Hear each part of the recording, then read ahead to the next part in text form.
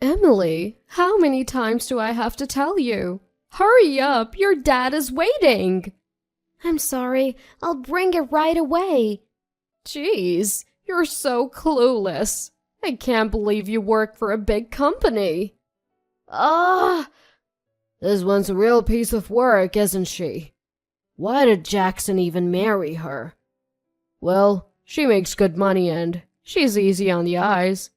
Yeah, I guess she is pretty and has a good figure. I am Emily. I am 30 years old and have been married for 3 months. So I'm basically a newlywed. I live with my husband, Jackson's family. Living with in-laws is not so common these days, but my husband says it's natural because he's an only child. I don't know anyone among my friends who does this, so it doesn't feel natural to me. But I keep my mouth shut because speaking up only leads to yelling. I do work for a major company and make a decent salary.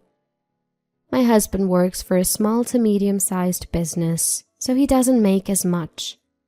I might even make close to 1.5 times his salary.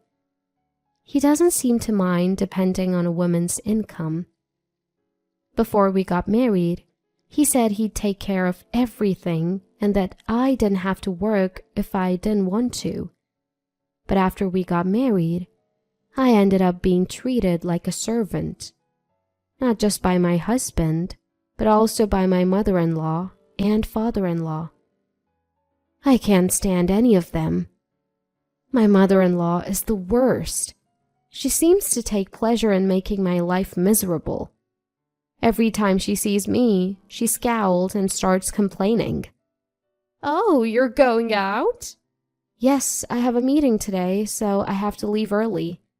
Putting on so much makeup. Is there someone you like at your workplace? No, there's no one. Don't lie. A woman who puts that much effort into her makeup must be interested in a man. Ugh, disgusting. That's not true. I'm just trying out a new eyeshadow I bought. Fine, just go already. I wasn't even wearing that much makeup. Just a subtle, office-friendly beige eyeshadow. Though it was a new brand I picked up on my way home yesterday. Even so, it's just a plain beige, no glitter or anything. But women tend to notice other women's makeup changes. I couldn't understand the need for snide comments as I headed to work. When I got home, everyone was waiting at Jackson's family house. Hey, Emily, bring me a drink, will ya? Sure. Where the hell are my appetizers? Here they are. What? What is this? Who can eat this crap? Oh, you don't like it? Nah, it's awful. Make it again. I don't need this. My husband tossed the appetizers I made into the sink, and he looked pleased with his petty grin. I felt an instant wave of sadness. Why do I have to endure this treatment every day? What on earth did I do to deserve this? Just then, my husband chimed in. You have some money, right? What? I've been thinking. I want to move into a new house. Right, Mom and Dad? Yes, I'd love a new house, his mother said. If you take out a 35-year mortgage for a new house, I'll treat you better.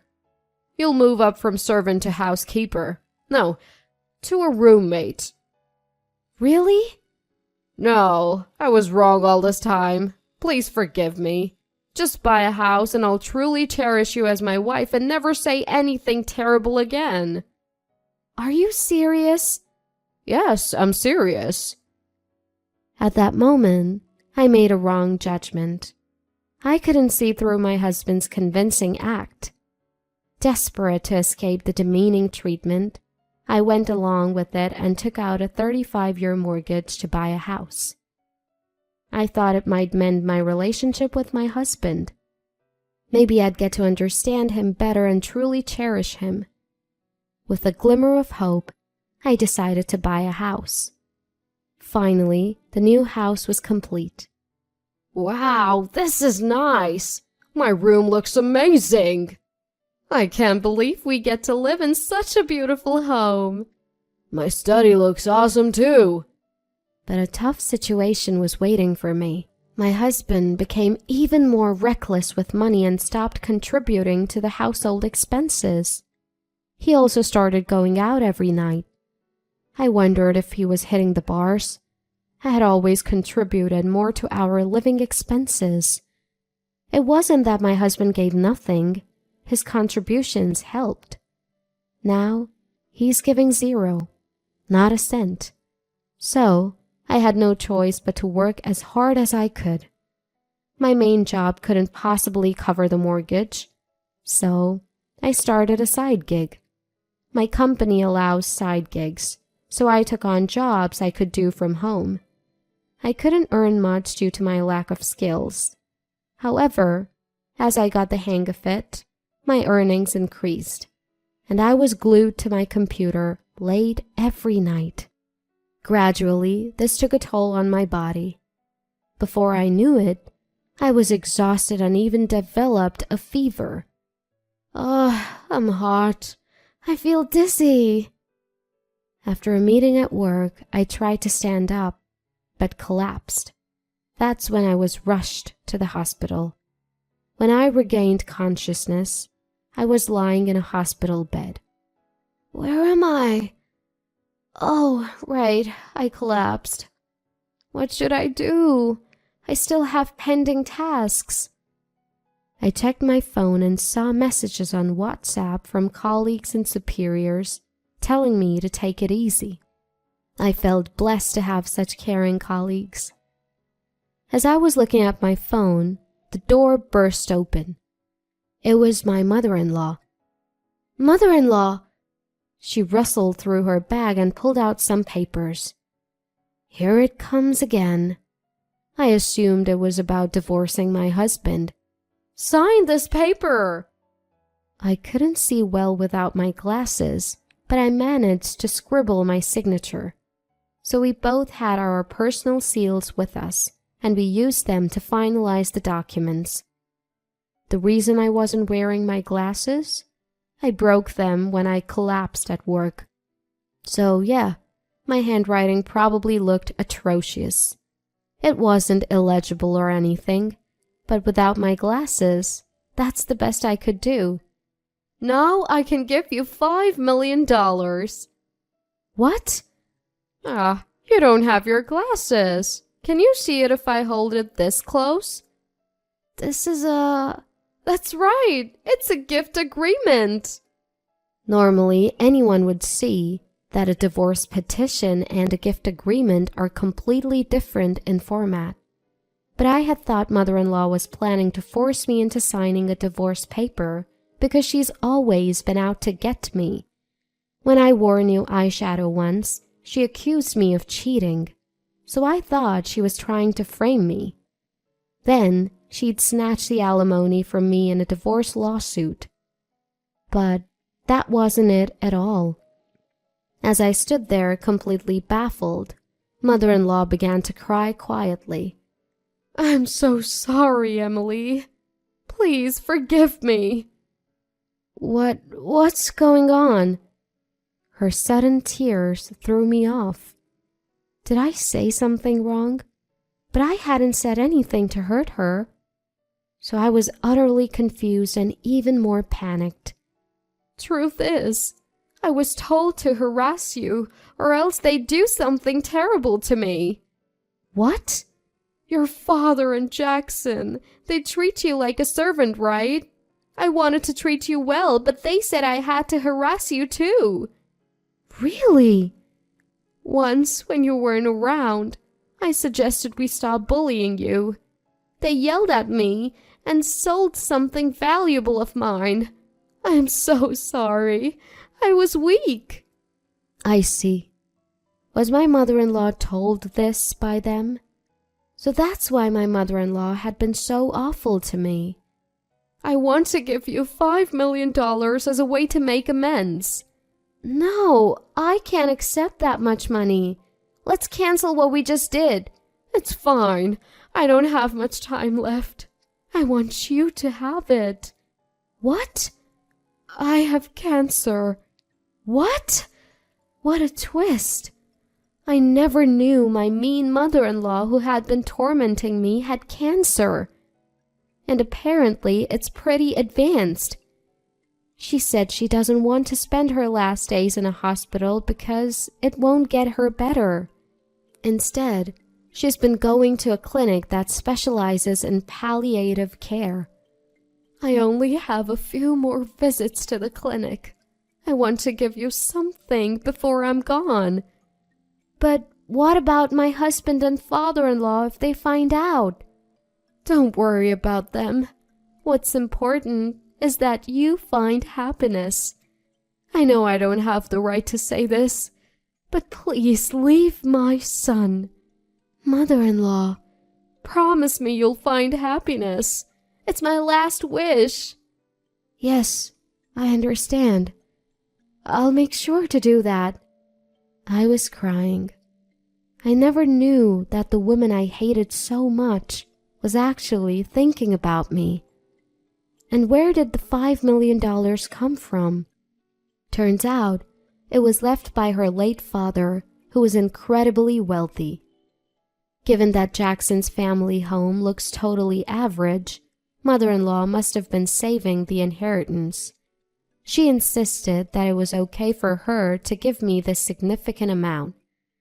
Though, I had no idea what to do with such a staggering sum. So, I accepted it. After that, I recovered and left the hospital. I took some time off before going back to work. And there's one thing I want to do before that. It's to divorce my husband. Can you leave this house? What? This is my house. I'm the one who's been paying the mortgage, and it's in my name. I don't need you anymore. Don't get smart with me. Since when did you become so important? I'm certainly more important than you. Sneaking out to the other women's homes at night. What? I noticed unfamiliar makeup or something on your shirt. I hired a detective because I suspected you were cheating. What did you just say? See this picture? All lovey-dovey on a date? Gross. So physically close. That's, I have plenty more evidence. Want to see? This is truly revolting. What is this? Disgusting. My husband looked pale as a ghost.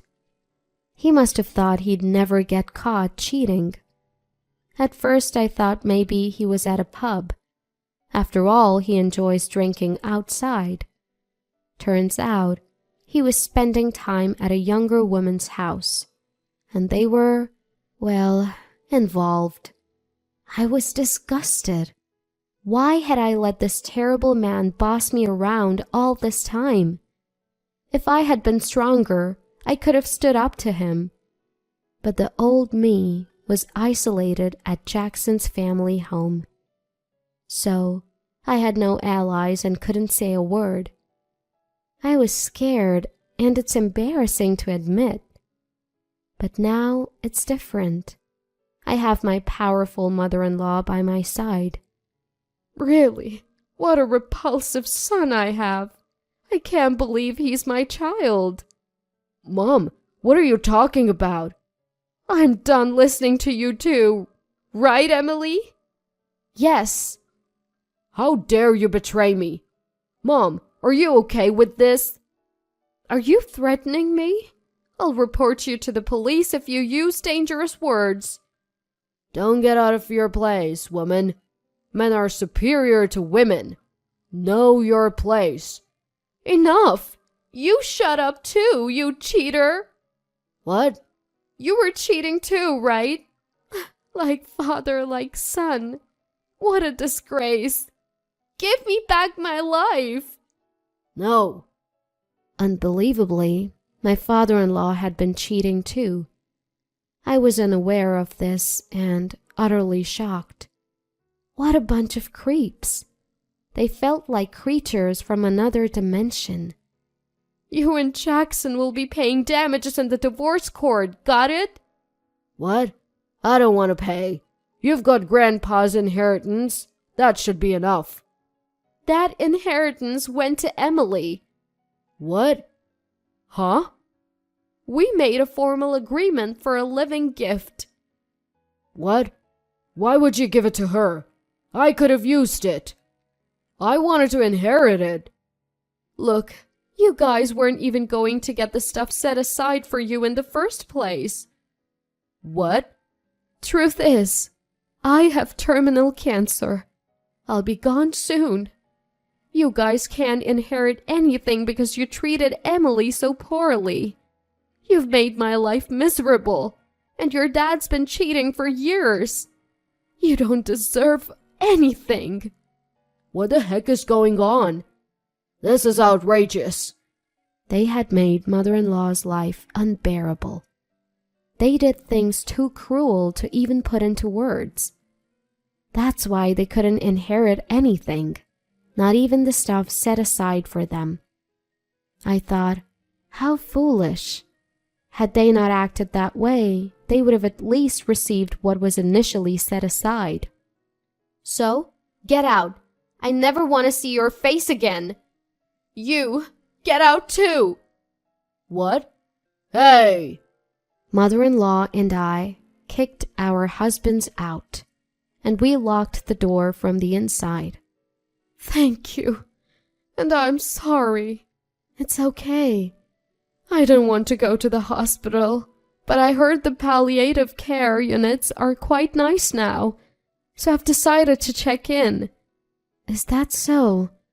I've been healthy all my life and wanted to spend my last moments at home, but a hospital feels safer.